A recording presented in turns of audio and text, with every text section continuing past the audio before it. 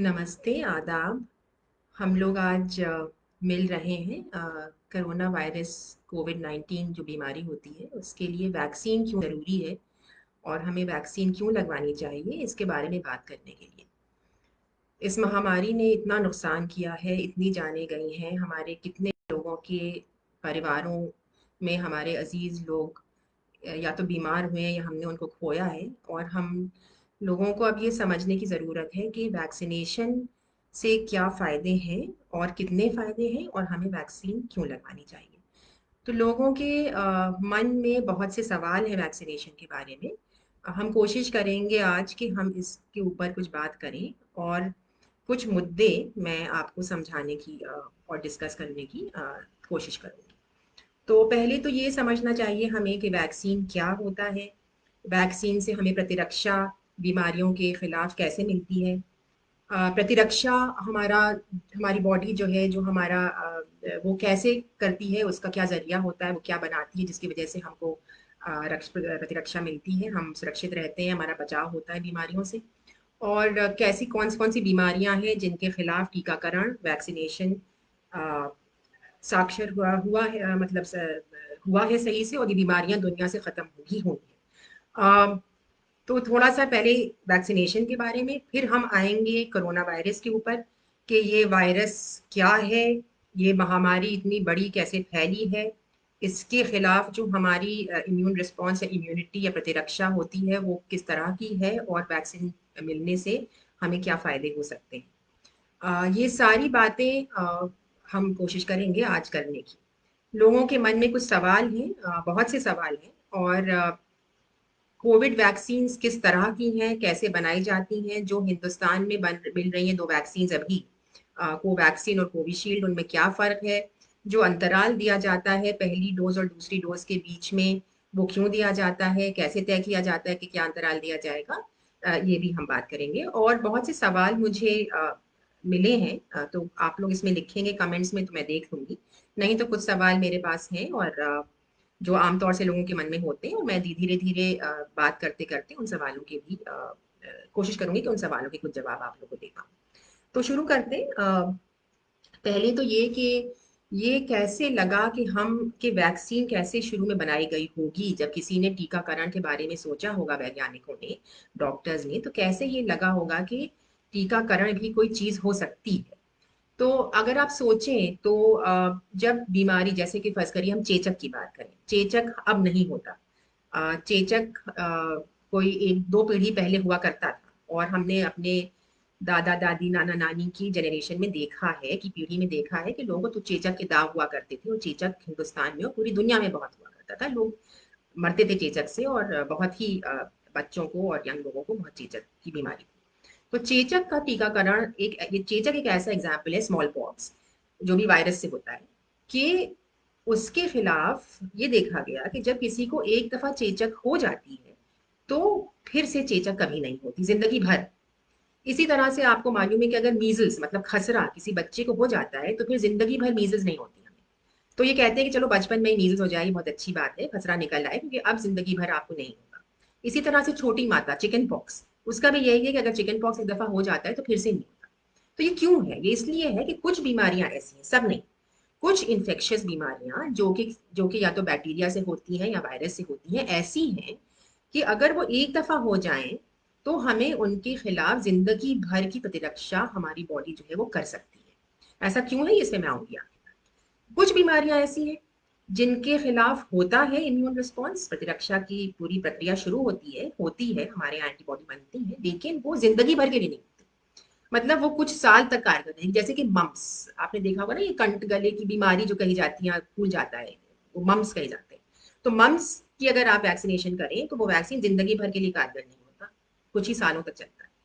इसी तरह से इन्फ्लुएंजा है, जो जुकाम है ना, तो इन्फ्लुएंजा जो हमें खांसी जुकाम होता है बहुत ज्यादा, तो उसकी भी वैक्सीन है और वो वैक्सीन जो है वो कुछ महीनों या 1 साल तक ही कारगर होती है। तो आपको हर साल कहते हैं कि अगर बच्चों को इन्फ्लुएंजा है या बूढ़े लोगों को ये बीमारी होने लगे तो आप इन्फ्लुएंजा की वैक्सीन दिलवा दीजिए और 1 साल तक ही उसका फायदा। अब जितने भी वैक्सीन बनाई गई हैं दुनिया में, उनको बनाते वक्त दो चीजों का बहुत ख्याल रखना पड़ता है। देखिए, जब हम कोई दवा बनाते हैं किसी बीमारी के लिए, फर्ज करिए हम कैंसर के लिए कोई दवा बना रहे हैं, तो कैंसर की दवा तो बीमार लोगों को दी जाएगी, तो जो बीमार होगा उसी को दी जाएगी। लेकिन जब हम कोई वैक्सीन बनाते हैं, कोई टीकाकरण की कोई चीज बनाते हैं, तो वो हम जानते हैं कि वो हमें बहुत से लोगों को देना है, और ऐसे लोगों को देना है जो कि बीमार नहीं है, उन्हें कोई बीमारी नहीं है, मतलब उनको वो बीमारी नहीं है और शायद उनको और भी कोई बीमारी नहीं है, जो कि हेल्दी कहे जाते हैं, स्वस्थ लोग हैं। तो ऐसी कोई चीज अगर आप किसी स्वस्थ इंसान को देने वाले हैं जिसको कोई भी बीमारी नहीं है, तो उसके सेफ्टी स्टैंडर्ड्स बहुत ज्यादा होने चाहिए। आप बच्चों को भी देंगे, आप जंग लोगों को देंगे, बूढ़े लोगों को देंगे, तो उसकी जो सेफ्टी है, मतलब वो कितनी सेफ है आपके लिए, वो सेफ्टी स्टैंडर्ड्स वैक्सीन का बहुत हाई होता है। तो इसके लिए शोध करने जरूरी होते हैं, और ये हर दवा के लिए भी होता है और वैक्सीन के लिए भी ट्रायल किए जाते हैं। पहले तो शुरू शुरू में तो जानवरों पे किए जाते हैं, उसके बाद जब आप इंसान पे आते हैं तो सबसे पहले तो सेफ्टी देखी जाती है कि ये कितनी सेफ है और क्या ये हम ज्यादातर लोगों को दे पाएंगे कि नहीं। तो ये एक बहुत बड़ा हिस्सा है वैक्सीन डेवलपमेंट के मुद्दा। अब हम आते हैं कि ये होता क्या है वैक्सीन लेने से। तो आप कोई भी अगर वैक्सीन लें, या कोई भी, पहले वैक्सीन से पहले हम एक और बात करते हैं, वैक्सीन को अभी हम थोड़ा किनारे रखते हैं। कोई भी हमें इन्फेक्शन हो बिना वैक्सीन लिए, हमें वैक्सीन नहीं लिए, हमें कोई भी इन्फेक्शन हुआ, चाहे हमें फ्लू हुआ, जुकाम हुआ, कोई हमें और इन्फेक्शन हुआ, कोई बैक्टीरिया का, कीटाणु का इन्फेक्शन हुआ, तो हमारी बॉडी जो है उसको ये पहचानने की क्षमता उसमें है कि ये जो चीज हमारे अंदर छोटा सी आई है, ये हमारे जितने भी पदार्थ मेरी बॉडी में है, हमारी बॉडी में है, ये उससे अलग है। मतलब वो हमारा क्या है और बाहर से क्या आया है, ये पहचानने की क्षमता रखती है। सेल्फ और नॉन सेल्फ कहा जाता है। सेल्फ मतलब खुद का, और नॉन सेल्फ मतलब बाहर से कोई चीज आई हो जो सेल्फ नहीं है। तो वो पहचानता है। और हमारी जो प्रतिरक्षा की जो पूरी प्रक्रिया है, वो ये पहचानने, कुछ सेल्स होते हैं, कुछ ऐसी मॉलिक्यूल्स हैं प्रोटीन उन सर्फेसेस पे, और ऐसे कोई खास तरह की कोशिकाएं हैं, T cells, B cells, immune cells कहे जाते हैं, जिनमें ये पहचानने की क्षमता है कि सेल्फ क्या है और नॉन सेल्फ क्या है, और उसकी वजह से वो पूरी इम्यून रिस्पॉन्स या पूरी प्रतिरक्षा की जो प्रक्रिया है वो शुरू होती है। तो इस अब जब हम बाहर से क्या आया है ये कैसे पहचान, तो जब कोई चीज बाहर से आती है, तो मैंने कुछ डायग्राम ऐसे बनाए हुए हैं आप लोगों के लिए, जिससे मैं हर चीज बोल के नहीं, कुछ दिखा के भी बता पाऊँ। तो आपने ये बहुत लफ्ज सुना होगा, आजकल सब लोग बात कर रहे हैं कि हमारे अंदर एंटीबॉडी बनी है, किसी चीज के खिलाफ एंटीबॉडी बनी है। तो ये एंटीबॉडी जो है, ये ऐसे मॉलिक्यूल्स हैं, प्रोटीन्स हैं, प्रोटीन होती हैं ये, जो कि दूसरा जो बाहर से हमारा कोई इन्फेक्शन आया है, तो अगर उसके अंदर जो प्रोटीन्स हैं और जो चीजें उसके अंदर हैं, आरएनए, डीएनए प्रोटीन्स हैं, तो उनको ही पहचानती है कि हमारे बॉडी के नहीं है, ये हमारे नहीं है, ये बाहर से कोई चीज आई है, और उसके खिलाफ प्रतिरक्षा की प्रक्रिया शुरू करती है। तो ये कुछ शक्ल होती है एंटीबॉडीज की। आप देख रहे हैं इस तरह के एंटीबॉडीज हैं, ये कुछ, ये यहाँ पे जो दो मैंने आपको दिखाया है, तो ये जो है ये दूसरी प्रोटीन को पहचानते हैं। जैसे कि कोई ताला हो और उसमें चाबी फिट हो जाए, लॉक एंड की मैकेनिज्म जिसे हम कहें, है ना। तो इस तरह से अलग अलग एंटीबॉडीज हैं, वो अलग अलग तरह की चाबियां हैं। ताला आपका एक है, ताले में आपको फिट करना है, अब ताले भी अलग अलग तरह के होंगे, तो चाबियां भी अलग अलग तरह की चाहिए होंगी। तो इस तरह से पहचान का एक मैं आपको बहुत आसान तरीका सुना रही हूँ अब। ठीक है, तो ये एंटीबॉडीज बनती हैं, और ये एंटीबॉडीज जो है ये पहचानती हैं कि यही उसके साथ इंटरेक्ट करती हैं। तो अगर ये कोई बाहर की चीज आई हुई है हमारे अंदर, तो ये एंटीबॉडी जो आके इससे इससे जुड़ेंगी, इसको पहचानेंगी, और फिर ये सिग्नल करेंगी बाकी सेल्स को कि देखो ये कुछ बाहर का आया हुआ है, और अब हम इसको इसको मारना है या हटाना है या जो भी करना है। तो बाकी जो सेल्स हैं, बाकी जो कोशिकाएं हैं, वो अपनी एक्टिविटी शुरू करती हैं। ठीक है, तो बहुत जरूरी है कि एंटीबॉडीज हमारे जिस्म में बने, और वो एंटीबॉडीज हर बीमारी के खिलाफ अलग अलग एंटीबॉडीज और तरह तरह की एंटीबॉडीज बनती हैं, जो कि उसके अलग अलग हिस्सों को पहचान सकती हैं। अब हम आते हैं कोरोना वायरस पे, कोविड पे। अब जब कोरोना वायरस एक वायरस है, जो कि बहुत ही छोटी एक चीज होती है, और वो मतलब बैक्टीरिया से भी छोटी होती है। और अगर आप उसको इलेक्ट्रॉन माइक्रोस्कोप में, बहुत ही बड़े कॉम्प्लिकेटेड माइक्रोस्कोप में देखें, जो कि एक चीज को बहुत ही मैग्नीफाई करके देख सकता है, तो उसकी शक्ल कुछ ऐसी है। ठीक है, ये आप देख रहे हैं कोरोना वायरस की एक डायग्राम जो मैं आपको दिखा रही हूँ। और इसके अंदर आरएनए है, एक तरह का मॉलिक्यूल होता है वो, और ये उसकी एक झिल्ली है जिसको हम मेम्ब्रेन कहते हैं, और उसके ऊपर एक खास तरह का प्रोटीन निकला हुआ है, और इसको स्पाइक प्रोटीन कहा जाता है। स्पाइक जैसे मतलब जैसे कोई कील की तरह, कील नुमा कोई प्रोटीन, तो उसकी शक्ल सूरत कुछ कीलों की तरह है, जैसे कि झिल्ली के ऊपर ये कीलें जुड़ी हुई हो। और ये जो स्पाइक प्रोटीन है, इसी के जरिए ज्यादातर, मतलब और प्रोटीन्स का भी रोल है, लेकिन मेनली इसी के जरिए ये वायरस हमारे सेल के अंदर घुस पाता है। तो ये स्पाइक प्रोटीन जो है, हम लोग की जो कोशिकाएं हैं उनके ऊपर एक और प्रोटीन होता है जो इसे पहचानता है, और भी प्रोटीन साथ में है जो इसे पहचानते हैं इनके, और इस पहचान की वजह से ये वायरस हम लोग के सेल्स में घुस जाता है। तो स्पाइक प्रोटीन जो है वो बहुत ही जरूरी एक चीज है वायरस की, जिसको वो इस्तेमाल करता है हमारे सेल्स के अंदर घुसने की। ठीक है, तो ये हम समझ गए कि ये हमारे अंदर आरएनए, ये वायरस है, ये इसकी झिल्ली है, ये स्पाइक प्रोटीन है, इसके अंदर आरएनए है। आरएनए जो है वो और प्रोटीन्स बनाता है, और प्रोटीन्स होती हैं जो कि इस वायरस को अपने और भी कॉपी बनाने में मदद करती हैं। तो एक ऐसी चीज है जो कि इसके आरएनए को और भी, मतलब हमारा ये वायरस अंदर जाएगा, फिर ये सेल के अंदर मल्टीप्लाई करेगा, बहुत सारे वायरस बनाएगा। तो वो सब प्रोटीन जो चाहिए होती हैं वो काफी सारी प्रोटीन इसमें है, और कुछ प्रोटीन्स वो हमारी इस्तेमाल करता है, मतलब जो उसका होस्ट है जिसके अंदर वो इन्फेक्शन हुआ है उसकी भी प्रोटीन्स भी इस्तेमाल कर सकता है। तो ये इस तरह से वो वायरस जो है वो सेल में मल्टीप्लाई करता है और इन्फेक्शन को फैलाता है बॉडी के अंदर। अब आप जानते हैं कोरोना वायरस के जो है इन्फेक्शन वो जाता है नाक और मुंह से, और फिर नेसोफेरेंजियल ट्रैक्ट से, और फिर लंग्स में जाता है, और लंग्स में बहुत बुरे असर होते हैं। और फिर वो उसके बाद इन्फ्लेमेशन जिसे कहते हैं बहुत ज़्यादा, हमारा जो बॉडी ये पहचानती है कि कोई चीज़ बाहर से आई है, तो वो एक इम्यून रिस्पॉन्स करती है। उस इम्यून रिस्पॉन्स का एक हिस्सा है इन्फ्लेमेशन। तो इन्फ्लेमेशन अगर बहुत ज़्यादा हो जाता है तो हमारे यहाँ तो भी बहुत प्रॉब्लम बॉडी को भी हो सकती है।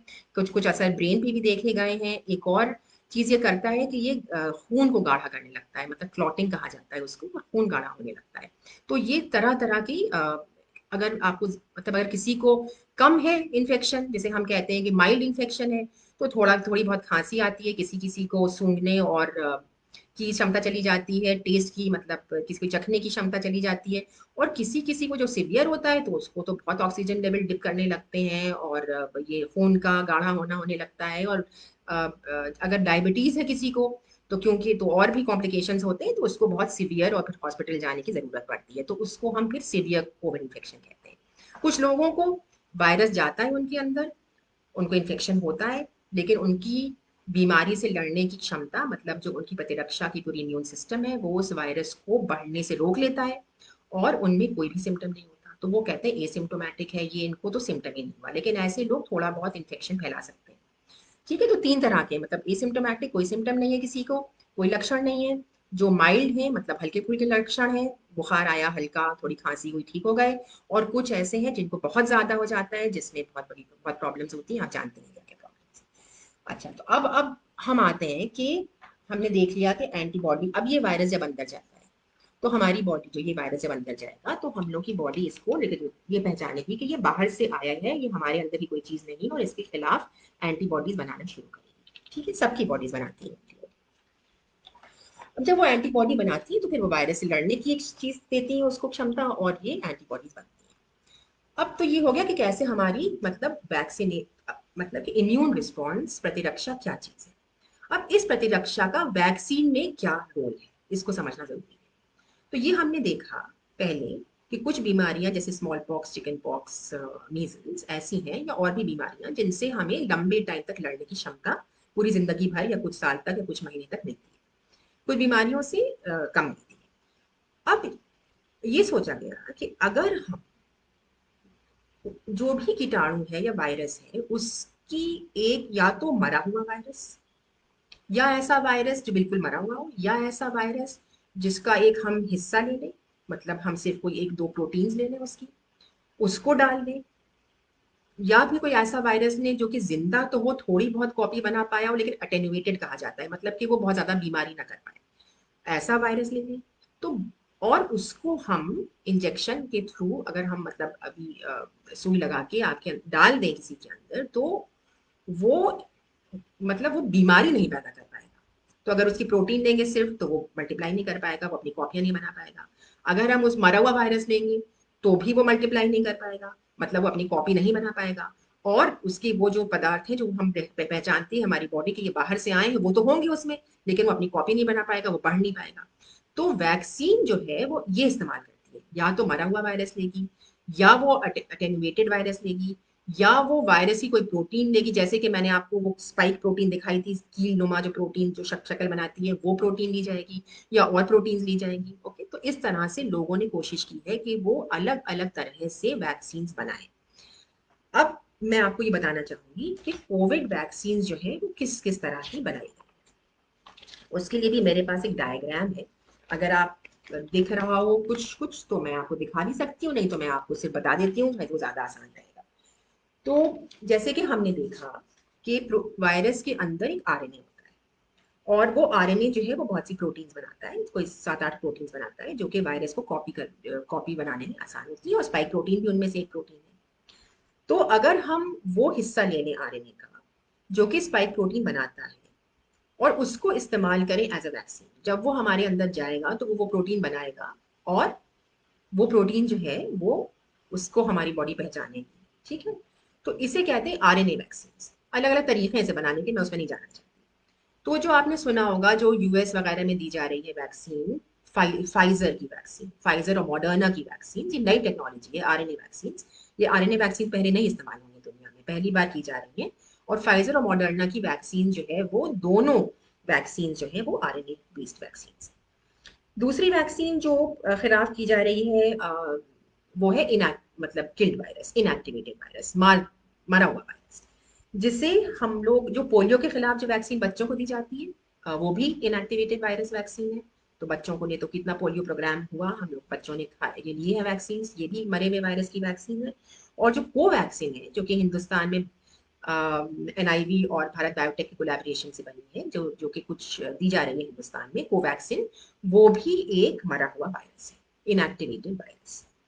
जो वैक्सीन कोविशील्ड है जो हमें दी जा रही है, कोविशील्ड वैक्सीन जो है वो वैक्सीन वायरल वेक्टर वैक्सीन, मतलब कि हम एक कोरोना वायरस का ऐसा हिस्सा, आरएनए का ऐसा हिस्सा लें, डीएनए का ऐसा हिस्सा लें, आरएनए का जो भी चीज प्रोटीन बनाती है लें, और उसको दूसरे वायरस के में जोड़ दें, ऐसा वायरस जिससे हमें इन्फेक्शन ना हो, मतलब डिजीज ना होती है, वो वायरस जाएगा अंदर लेकिन वो कोई बीमारी नहीं पैदा करेगा। तो ऐसा एक वायरस है, एडिनो वायरस कहे जाते हैं। तो एडिनो वायरस वेक्टर में ये जोड़ दिया जाता है कोरोना वायरस का एक हिस्सा, और ये स्पाइक प्रोटीन बनाता है। तो ये जब जाएगा हमारी बॉडी के अंदर तो ये अंदर जाएगा, लेकिन ये कोई डिजीज नहीं पैदा करेगा। तो इससे और प्रोटीन बनेगी, वो प्रोटीन पहचानी जाएगी कि हमारी प्रोटीन नहीं है, और हमारी जो पूरी इम्यून रिस्पॉन्स है, प्रतिरक्षा की जो प्रक्रिया है, वो पूरी एक्टिवेट होगी। तो ये जो वैक्सीन है जो कोविशील्ड हमें दी जा रही है, ये एडिनोवायरल वेक्टर वैक्सीन है। और ये वैक्सीन पहले ऑक्सफोर्ड यूनिवर्सिटी इंग्लैंड में बनाई गई थी, जिसके बाद इसको एस्ट्राजेनेका एक कंपनी है जिसने लिया, तो ये एस्ट्रा ऑक्सफोर्ड यूनिवर्सिटी वैक्सीन है। और बाद में सीरम रिसर्च इंस्टीट्यूट पुणे ने इसका लाइसेंस लिया है, और यहाँ पे ये अब बहुत भारी मात्रा में बनाई जा रही है, हिंदुस्तान में दी जा रही है, कुछ बाकी विदेशों में भी दी जा रही है। तो और एस्ट्रा बहुत बड़ी कंपनी है, मल्टीनेशनल है, तो इंग्लैंड वगैरह में ये वाली वैक्सीन दी जा रही है। तो ये तो हो गई हमारी मेजर वैक्सीन। अब एक वैक्सीन का और भी नाम तो हिंदुस्तान में ये दी जा रही है, एक वैक्सीन का आपने नाम और सुना होगा, स्पुतनिक 5। स्पुतनिक वैक्सीन रूस में डेवलप की गई है। स्पुतनिक वैक्सीन का भी यही तरीका है, वो भी एडिनो वायरस वेक्टर की ही वैक्सीन है, जैसे कि ये हमारी कोविशील्ड वैक्सीन। तो स्पुतनिक 5 भी हिंदुस्तान में है, डॉक्टर रेड्डीज लैब बना रहा है, और जब काफी बनने लगेगी तो स्पुतनिक 5 भी हम लोगों को मिलना शुरू हो जाएगी। और इसी तरह से जॉनसन एंड जॉनसन कंपनी की एक वैक्सीन है, वो वैक्सीन भी हिंदुस्तान में शायद लाई जाए। और कहा जा रहा है कि जॉनसन एंड जॉनसन वैक्सीन शायद एक ही डोज में काम करे, लेकिन अभी इसके ऊपर चर्चा है कि एक डोज देनी है कि नहीं देनी है, और क्या एक डोज में ये ठीक होगी कि नहीं। तो ये मेन वैक्सीन हो गई हमारी। एक वैक्सीन और है नोवावैक्स, आप लोग अगर अखबार देख रहे हैं और वैक्सीन के बारे में पढ़ रहे हैं तो देखा होगा 2-3 दिन पहले नोवावैक्स का काफी जिक्र आया था। ये हिंदुस्तान में एक और नाम से बेची जाएगी, कोवावैक्स ऐसी कुछ नाम है, पर नोवावैक्स वैक्सीन है, और ये वैक्सीन सब यूनिट वैक्सीन है।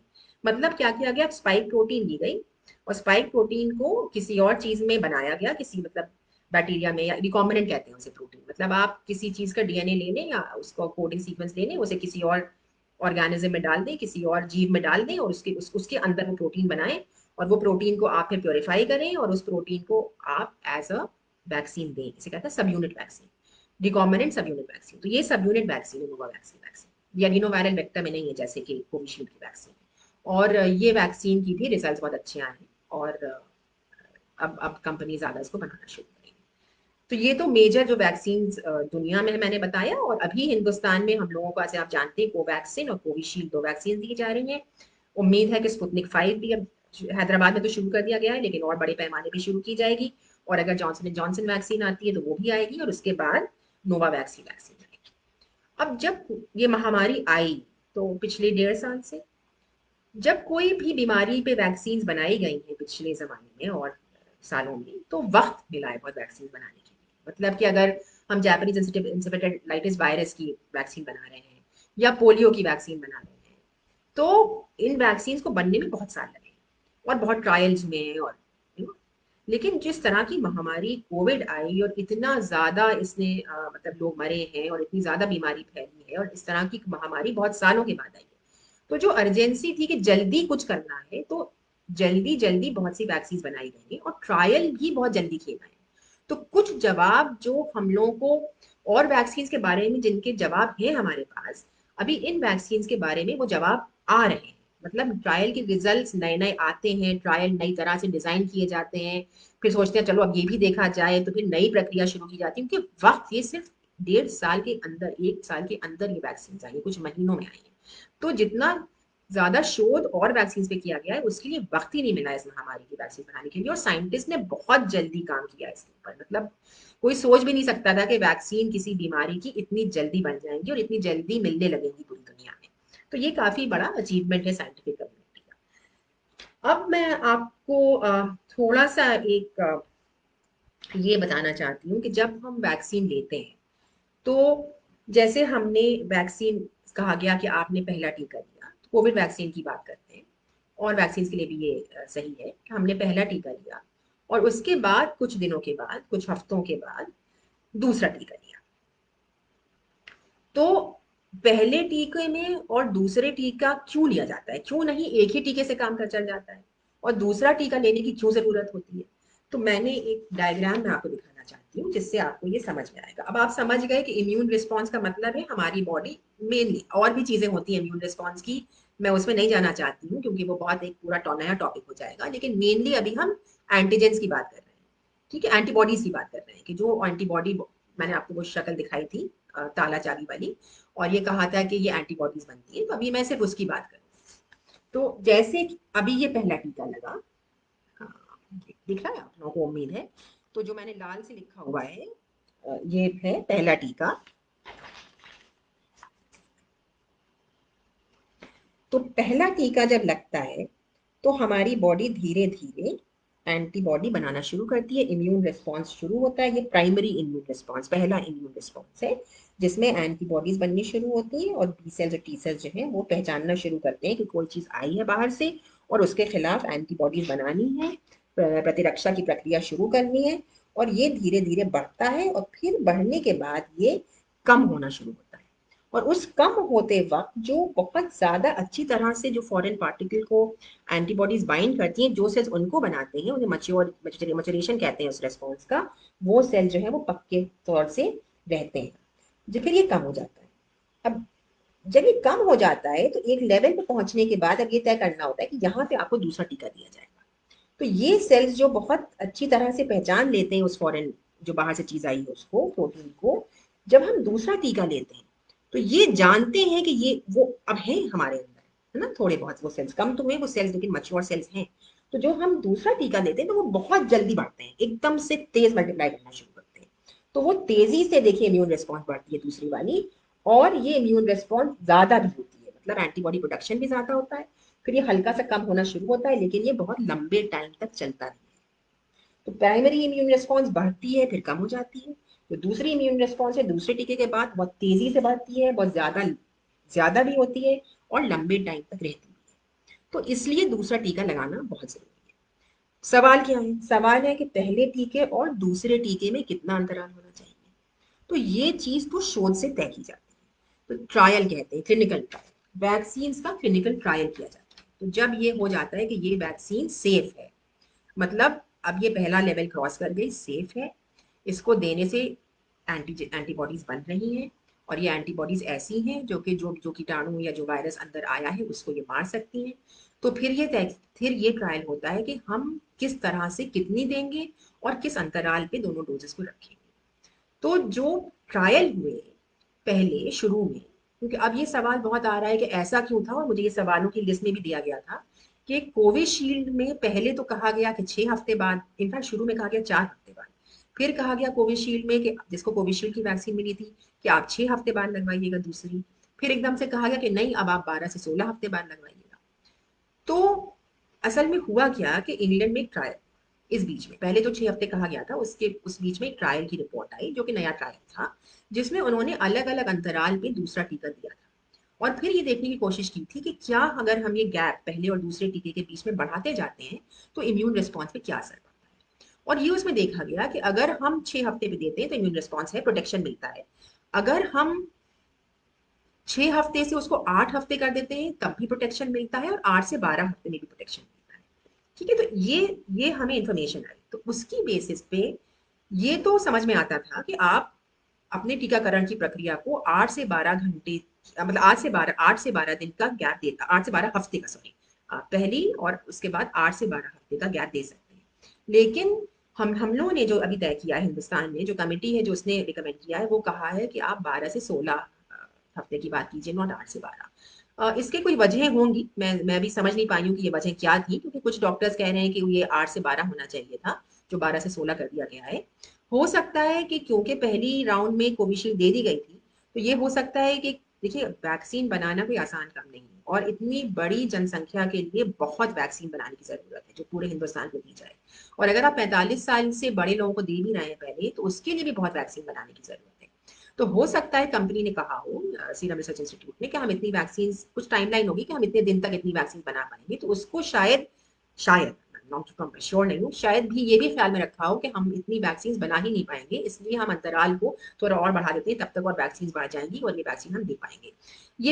ये लोग सोच रहे हैं कि शायद ऐसा भी कोई रीजन हुआ हो, इससे कोई बहुत नुकसान हुआ कि नहीं, अब ये हमें देखने की जरूरत है। बहरहाल अभी हिंदुस्तान सरकार की ये है इंस्ट्रक्शन कि आप का टीका जब भी लगा लगा हो, उससे आप 12 हफ्ते के बाद ही अपना दूसरा टीका लगवाएंगे कोविशील्ड का।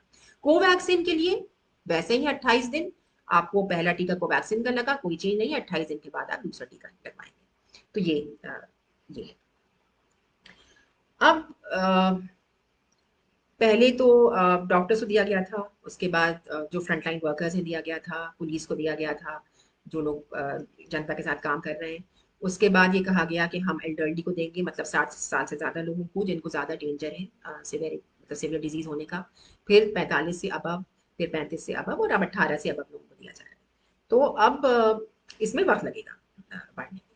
सवाल ये भी है, और बहुत से लोग ये कह रहे हैं कि शोध से भी ये जाहिर है, अब जो ट्रायल्स हुए उनसे भी, कि वैक्सीन लगने के बावजूद लोगों को इन्फेक्शन हुआ है और होता है, और ये बात सच है, और जो वैक्सीन बना रहे हैं वो भी इसको डिनाई नहीं कर रहे। ब्रेक थ्रू इन्फेक्शन कहते हैं उसको, कि हमें वैक्सीन लगी है, हमें 2 डोज लग चुकी है अगर, लेकिन फिर भी हमको इन्फेक्शन हो सकता है।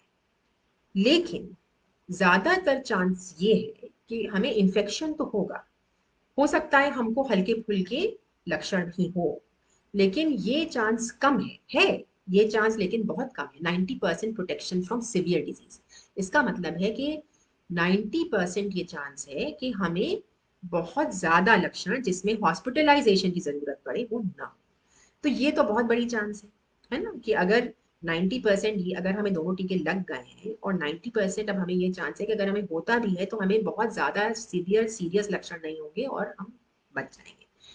दोस्तों ये प्रोटेक्शन है, प्रोटेक्शन ये क्लेम बिल्कुल नहीं है कोविड वैक्सीन का कि इन्फेक्शन बिल्कुल नहीं होगा। इन्फेक्शन से प्रोटेक्शन है, लेकिन वो कम है। प्रोटेक्शन जो है वो ये है कि हमें सिवियर डिजीज नहीं होगी, वो प्रोटेक्शन बहुत ज्यादा है। तो इसलिए कोविड वैक्सीन लेना बहुत जरूरी है कि हम लोग को अगर हो भी इन्फेक्शन तो ज्यादा चांस ये हो कि हमें थोड़ा बहुत बुखार जुकाम खांसी हो, जुकाम खांसी होके इन्फेक्शन खत्म हो जाएगा, और जो सांस लेने में और जो जो भी सारे उसके जितने सारे उसके प्रॉब्लम्स हैं, ऑक्सीजन लेवल डिप करना और खून का गाढ़ा होना और सब दिमाग पे जो असर कुछ लोगों के हो रहा है, वो सब असर जो है वो कम होंगे और हॉस्पिटलाइजेशन की जरूरत नहीं। खास तौर से वो लोग जो डायबिटिक हैं वो तो बहुत इशू है, बिकॉज डायबिटीज जिन लोगों को होती है उनके तो लक्षण बहुत सिवियर हो जाते हैं, हाइपरटेंशन जिन लोगों को है सिवियर हो जाते हैं, तो उन लोगों को तो मतलब वैक्सीन लेनी ही है सभी को। तो अब ये तो हो गया कि वैक्सीनेशन क्यों ज़रूरी है और उसका प्रोटेक्शन जो है वो ब्रेक थ्रू मतलब ब्रेक थ्रू इन्फेक्शन हो सकता है, लेकिन इन्फेक्शन ज़्यादातर चांस ये है कि इन्फेक्शन हल्का-फुल्का होगा और बहुत ज़्यादा लक्षण उसके नहीं होंगे। ये बात भी है कि फ़र्ज़ करिए एक पॉपुलेशन है जिसमें 1000 लोग हैं, है ना? और महामारी तो ये बहुत तेज़ी से फैलती है और अब हम ये भी एक प्रॉब्लम देख रहे हैं कि कोरोना वायरस कोई वायरस है, लेकिन उसमें थोड़े बहुत म्यूटेशन जिसे हम कहते हैं, उसके जो आरएनए है उसमें म्यूटेशन हो जाता है, जिसकी वजह से कुछ वायरस ऐसे निकलते हैं जो कि ज़्यादा फैलते हैं, ट्रांसमिशन ज़्यादा है जिनका। और ये जो डेल्टा वायरस अभी जैसे कहा जा रहा है उस वो भी लगता है कि बहुत ज़्यादा ट्रांसमिशन है। ट्रांसमिशन मतलब एक से दूसरा, एक आदमी से एक इंसान से दूसरे इंसान बहुत जल्दी फैलता है, इन्फेक्शन बहुत जल्दी फैलता है, तो ट्रांसमिशन हाई है उस वायरस से। तो नए म्यूटेंट्स आ रहे हैं, तो उन म्यूटेंट से बचना बहुत ज़रूरी है। और कुछ म्यूटेंट जैसे कि डेल्टा भी शायद ज़्यादा सीवियर इन्फेक्शन करता हो, या और नए म्यूटेंट्स आए जो ज़्यादा सीवियर इन्फेक्शन करते हो, और शायद ये वैक्सीन उनसे हमें बचा पाए। तो ये बहुत ज़रूरी है कि हम लोग जो है नए नए सॉरी वैक्सीन जो है, टीका जो है उसको ज़रूर लें। अब लोग क्यों हिचकिचा रहे हैं कुछ टीकाकरण करने से? बहुत सी अवधारणाएं हैं कि टीका लगाने से नामर्दगी का एक प्रॉब्लम, जो मर्द लोग कहते हैं नहीं नहीं हम नहीं लगाएंगे हम नहीं लगाएंगे, कहते नहीं है, लेकिन दिमाग में ये बहुत फैला हुआ है। और ये सिर्फ इस वैक्सीन के लिए नहीं है, पहले वैक्सीन में देखा गया है कि ये लगाने में बहुत हिचकिचाते हैं।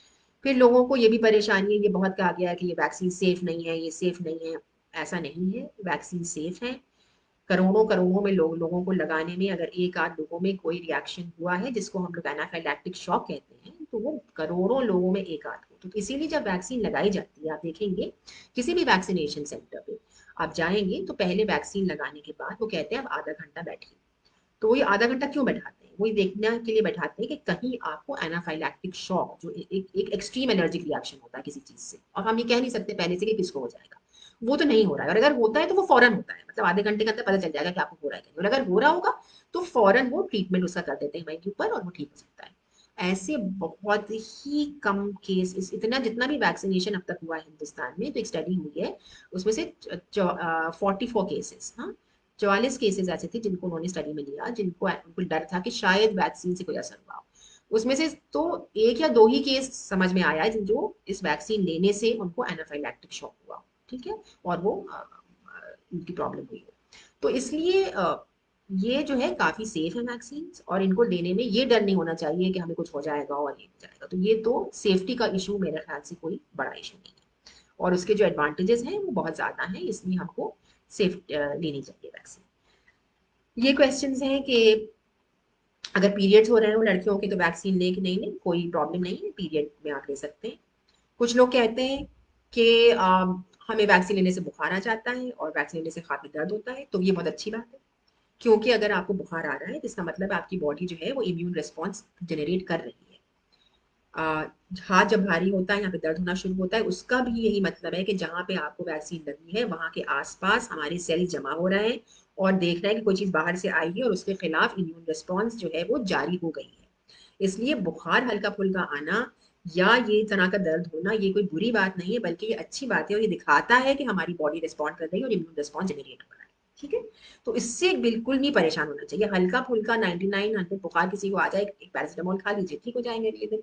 और जब बच्चे छोटे होते हैं, जब हम छोटे बेबीज को नहीं हम लोग डीपीटी का टीका लगवाते हैं जाके, तो डीपीटी का टीका जब लगता है बच्चे को हल्का बुखार आता है, ये सब डॉक्टर कहते हैं आप लगवाएंगे तो हल्का बुखार आएगा, तो उसमें तो किसी को कोई परेशानी नहीं है। लेकिन खुद को अगर हल्का बुखार आ जाए तो बहुत परेशानी है। तो इसलिए हमें ये हल्का बुखार आना इनफैक्ट अच्छी चीज है, ये दिखाता है कि एंटीबॉडी रिस्पॉन्स हो रही है और यहाँ पे भी दर्द अगर हो तो कोई प्रॉब्लम नहीं है, एंटी रिस्पॉन्स हो रही है, ठीक है।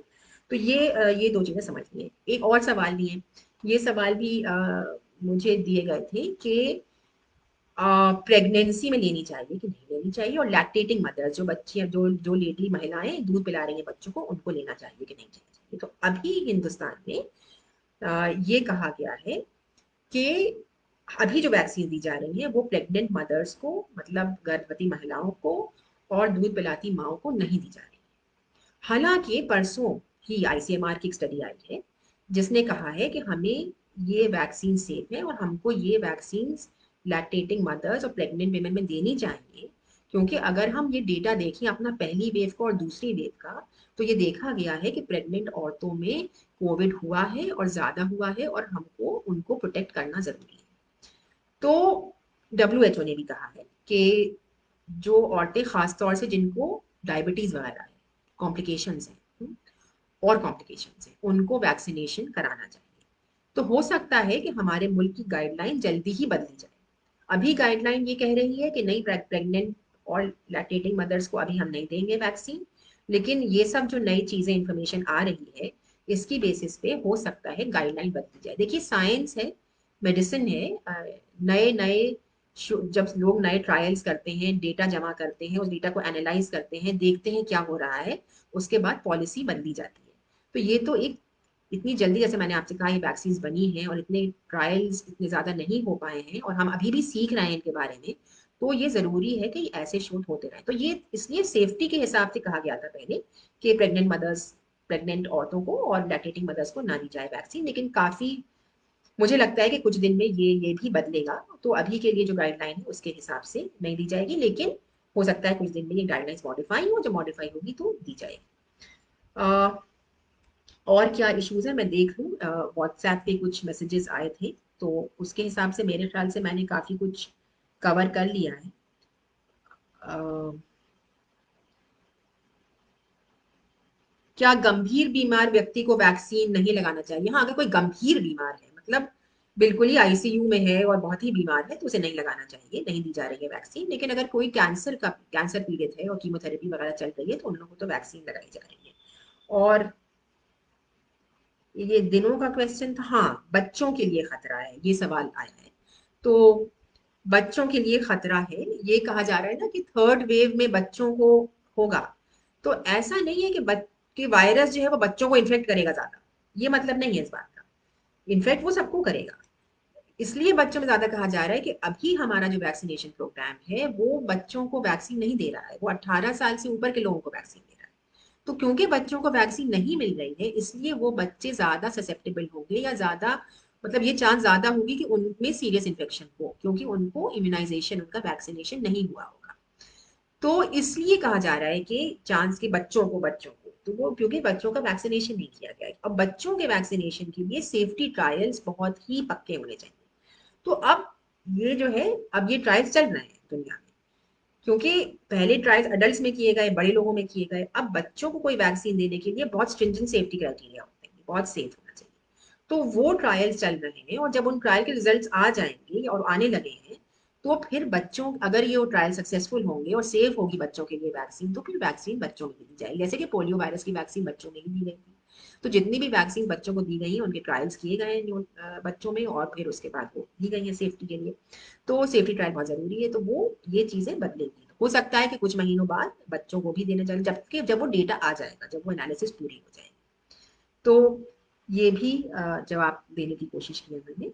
और कि अब थर्ड वेव का प्रिडिक्शन है कि थर्ड वेव सितंबर अक्टूबर से शुरू होकर नवंबर तक शायद आए।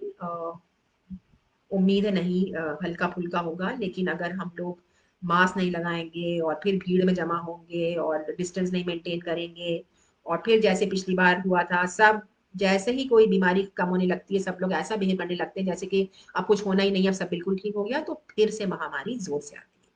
तो कोविड जो है, क्योंकि इतना ट्रांसमिशन इसका हाई है और नए म्यूटेंट्स आ रहे हैं, इसलिए जितना ही सावधानी हम लोग रख रहे थे 2 महीने पहले, वो सावधानी हमें बरकरार रखनी है।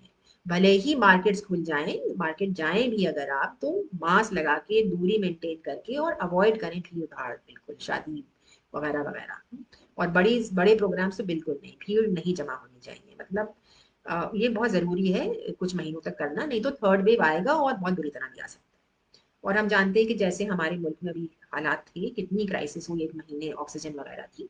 तो हालांकि अब थोड़ा बेहतर किया गया है, लेकिन हम कह नहीं सकते क्या होगा। और बहुत दफा तो ऑक्सीजन मिलने के बाद भी लोगों को इतने सीवियर इन्फेक्शन हुए हैं कि वो नहीं बच पाए। तो हमें अपनी पूरी फैमिलीज को, अपने दोस्तों को, अपने आसपास सब लोगों को बचाने के लिए अब खुद भी सावधान रहना है, क्योंकि हमारी रिस्पॉन्सिबिलिटी सिर्फ औरों अपने लिए नहीं है, औरों के लिए भी है, क्योंकि ये इन्फेक्शन एक दूसरे से लगता है। तो अगर हमें माइल्ड डिजीज है या हमें सिम्टम नहीं हुआ, तो हमसे औरों को लग के बहुत सीरियस इन्फेक्शन हो सकता है और वो मर भी सकते हैं। तो ये जो है ना, ये रियलाइजेशन, ये हमें समझना चाहिए कि हो सकता है हम बच जाएं, हो सकता है हमें सिम्टम ना हो, लेकिन हमारी वजह से दूसरों को इन्फेक्शन लग के सीरियस सिम्टम्स हो सकते हैं और उनकी जान भी जा सकती है। जब ये रियलाइजेशन हो जाएगा तो शायद आदमी दूसरी तरह से, अपनी तो जिंदगी थ्रेट में है ही, परेशानी में है ही, लेकिन हम दूसरों के लिए भी एक बहुत बड़ी प्रॉब्लम बन सकते हैं। आई थिंक ये हमें समझने की जरूरत है, और ये न हो, इसलिए वैक्सीनेशन अभी जारी है और जल्दी से जल्दी आप लोग को सबको वैक्सीनेशन लगवाना चाहिए, और अपने फैमिली मेंबर्स को, अपने परिवारों को, अपने दोस्तों को, अपने जितने भी जान पहचान के लोग हैं, आपके कोलीग्स हैं, सबसे दोस्तों से कहना चाहिए कि वो अगर उन्होंने नहीं लगवाई है अब तक वैक्सीन, तो वो वैक्सीन के लिए लगवाएं जरूर जाके सेंटर्स के ऊपर। अब मैं देख लूं इसमें अगर कोई कमेंट्स में कोई और आया हो। किसी का हार्ट सर्जरी हुई है, मतलब कब हुई है? अगर रिसेंटली हार्ट सर्जरी हुई है तो नहीं लगाई जाएगी, लेकिन हार्ट सर्जरी कुछ दिन पहले हो गई है, ठीक हो गए, डॉक्टर से पूछ लीजिए कि क्या हम वैक्सीन लगा सकते हैं। डॉक्टर की सलाह के ऊपर आप लोग वैक्सीनेशन करा सकते हैं। व्हाट अबाउट थर्ड वेव, ये मैंने कुछ कहने की कोशिश की कि अगर एक वेव खत्म होती है तो अगर कोई म्यूटेंट इस बीच में आ गया है तो फिर भी वेव जल्दी भी आ सकती है।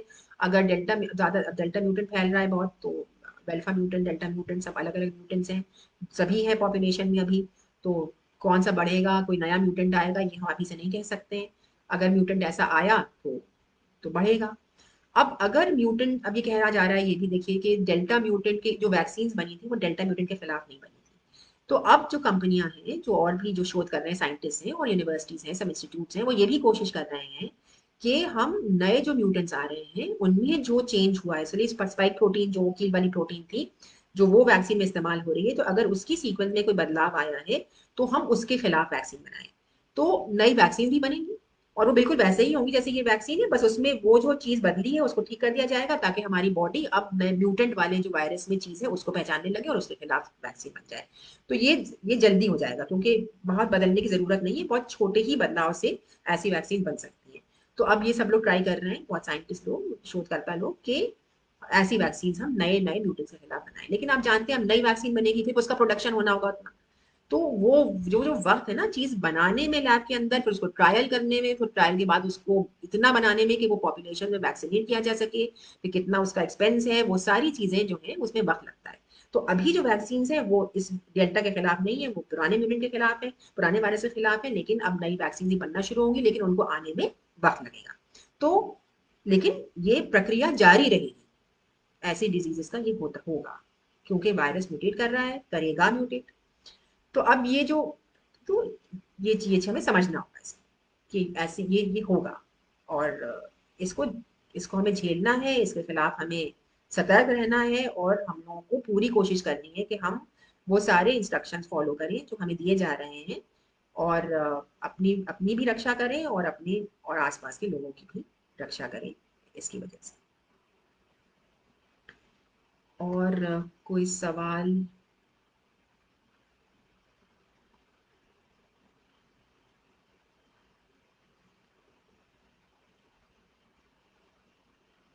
मनुवादी सोच के साथ महिलाओं को वैक्सीन से दूर रखने की साजिशें हो रही हैं। हो सकता है ये है कि मतलब औरतें चाहती भी हों कि अगर वैक्सीन लगवाना, तो जो घर के लोग हैं, मर्द हैं, वो कहें कि नहीं तुम नहीं जाओगी, उससे ये नुकसान हो जाएगा, वो नुकसान हो जाएगा। तो ये तो हमारे समाज की एक बहुत बड़ी प्रॉब्लम है, और इसीलिए हम चाहते हैं कि ज्यादा से ज्यादा औरतें और मर्द दोनों लोग इस बात को सुने और ये समझने की कोशिश करें कि वैक्सीन लगवाना क्यों जरूरी है। सभी को समझना है ये, और इसीलिए ये कोशिश है एडवा की तरफ से, जो मुझे रिक्वेस्ट किया गया था कि मैं थोड़ी बहुत बातें वैक्सीन के ऊपर आपसे करूं। और तो कोई मुझे नया सवाल नहीं दिख रहा है। मैं अपने सवालों की लिस्ट में जो मुझे पहले भेजे थे लोगों ने, उनसे देख लेती हूँ।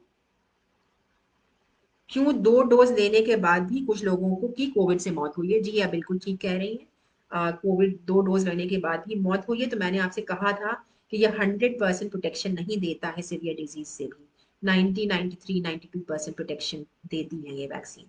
तो अगर कुछ लोग तो रहेंगे ऐसे जिनको अगर वो वैक्सीन ले भी लेंगे और अगर उनको ये बीमारी होती है और सीवियर होती है, तो वो शायद हम उनको ना बचा पाए, क्योंकि 100% प्रोटेक्शन नहीं है।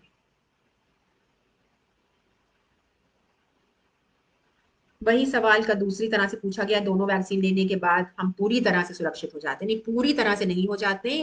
हो सकता है आप पूरी तरह से हो जाएं, लेकिन अगर 1000 लोग हैं तो हो सकता उनमें ऐसे लोग होंगे, हजारों में कोई 100 लोग होंगे ऐसे जो कि पूरी तरह से नहीं प्रोटेक्टेड होंगे, पर 900 लोग ऐसे होंगे जो कि पूरी तरह से प्रोटेक्टेड होंगे। और कुछ लोग ऐसे होंगे जिनको इन्फेक्शन होगा, मतलब प्रोटेक्टेड इस तरह से होंगे कि इन्फेक्शन हो सकता है लेकिन उनको सीरियस लक्षण नहीं, ठीक है, और वो ठीक है, मतलब बुखार खांसी से वो ठीक हो जाए।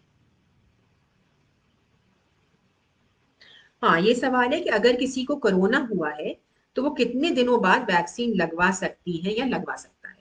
तो ये इम्पोर्टेंट सवाल है। अगर किसी को कोविड का इन्फेक्शन हुआ है, कोरोना वायरस का, और कोविड हुआ है, तो अभी सरकार की गाइडलाइंस के हिसाब से 3 महीने बाद वैक्सीन लगवानी है आपको। तो 3 महीने के बाद वैक्सीन लगवाएंगे। इसी तरह से अगर आपने वैक्सीन की पहली डोज ले ली थी और दूसरी डोज का वक्त आने से पहले कोविड हो गया, इन्फेक्शन हो गया, तो आपको फिर 3 महीने रुकना है दूसरी डोज लेने से। ठीक है, ये गाइडलाइंस है। पहले और दूसरे वैक्सीन के बीच में कितने समय का अंतर, इसकी जवाब मैं दे चुकी हूँ पहले।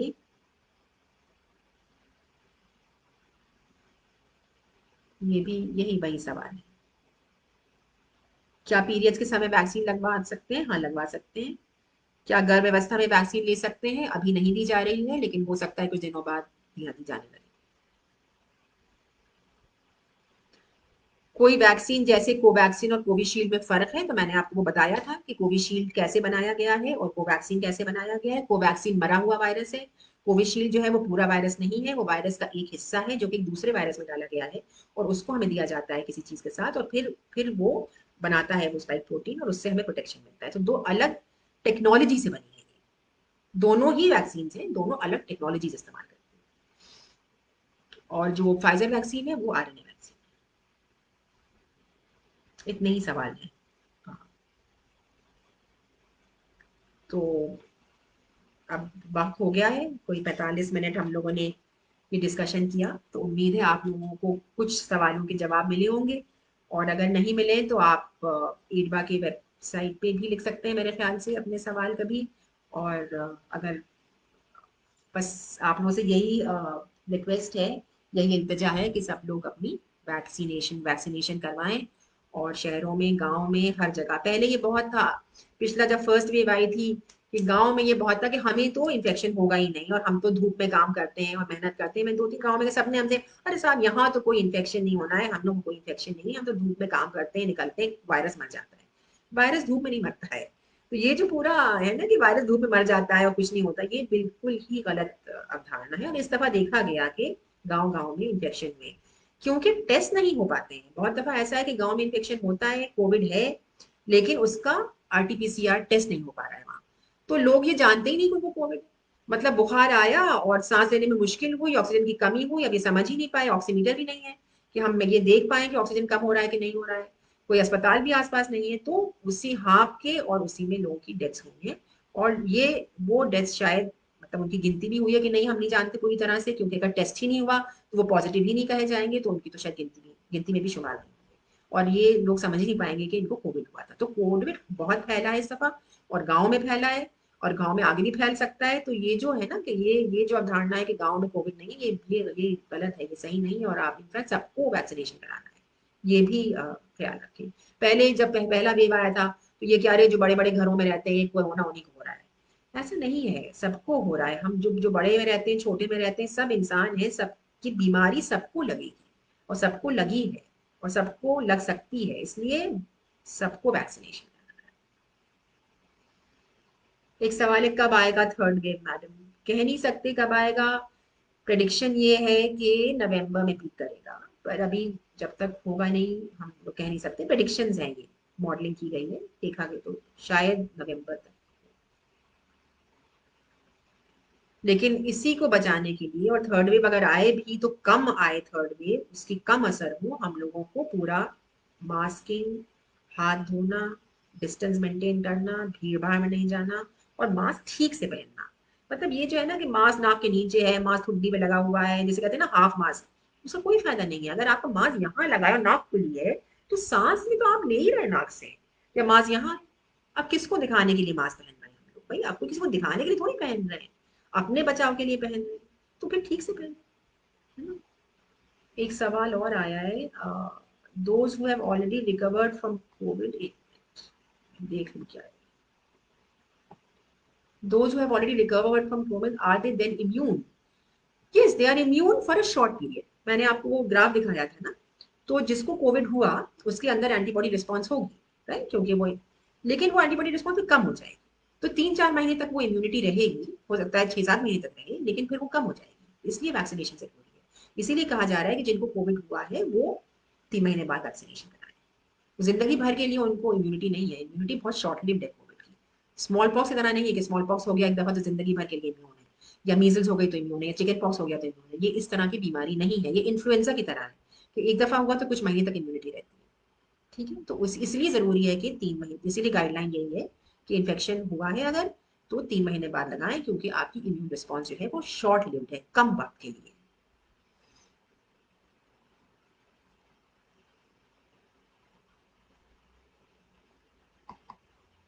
और तो कोई सवाल नहीं है, तो इसलिए पॉजिटिव होने के कितने दिन बाद, मैंने आपसे बताया 3 महीने बाद गाइडलाइंस के हिसाब से।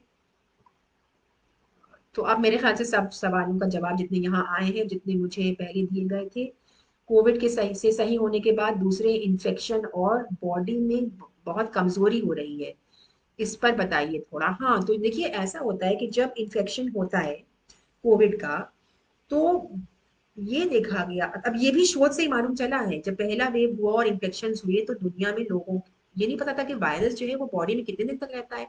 उसका असर लंग में दिखता था, जब सीटी स्कैन और एक्सरे किए गए तो देखा गया कि सफेद सफेद वो सब दिख रहा है कि कुछ कुछ किया है वायरस, जैसे कुछ इन्फेक्शन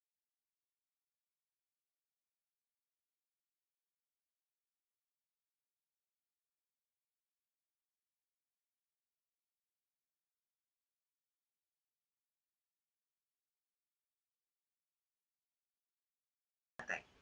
लेकिन वायरस एक ऐसी असर करता है बॉडी के अंदर, और हमारी बॉडी उससे बचाने के लिए भी ऐसी कुछ चीजें करती है कि उसके असर जो है वो बहुत दिनों तक रहते हैं। तो आप वायरस नेगेटिव भी हो जाए, मतलब कोविड नेगेटिव भी जब हो जाता है इंसान, उसमें वायरस नहीं रहता है, आप टेस्ट कराएंगे तो वायरस नहीं आएगा। हो चुका है आपको इन्फेक्शन, आपने 3 हफ्ते बाद टेस्ट कराया, नेगेटिव आए, लेकिन उसके असर बहुत दिन तक रहते हैं, उसे कहते हैं लॉन्ग कोविड। मतलब वायरस नहीं है बॉडी में, लेकिन वायरस की वजह से जो असर हुए हैं वो ठीक नहीं हो पा रहे और बॉडी उनको ठीक नहीं कर पा रही और बहुत वक्त लग रहा है, तो लॉन्ग कोविड। तो ये इसलिए ये कमजोरी रहती है बहुत से लोगों को, तो बहुत बहुत आसान है। मतलब एक तो स्टेरॉइड्स भी दिए जाते हैं, तो जिनको जो डायबिटिक है उनको बहुत सी फ्लक्चुएशन होता है, तो स्टेरॉइड भी कम टाइम के लिए, मैक्सिमम 10 दिन के लिए दिया जाता है, फिर कम किया जाता है, टेपरिंग होती है। तो ये सब डॉक्टर्स देखते हैं कैसे दिया जा रहा है। तो ये वजह है, वायरस नहीं रहता, वायरस मर जाता है, लेकिन असर अलग अलग लोगों में अलग अलग होते हैं, कमजोरी होती है, किसी किसी का इन्फ्लेमेशन रहता है, मतलब कि बुखार भी हल्का हल्का आता रहता है, 99-90, ये कुछ 1 महीने तक चल सकता है, कुछ लोगों को ज्यादा भी चलता है, कमजोरी बहुत है, अलग अलग लोगों में अलग अलग तरह के लक्षण।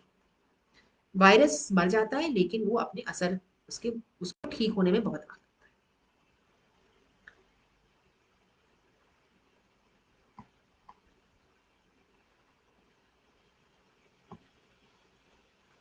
ओके, अब आई थिंक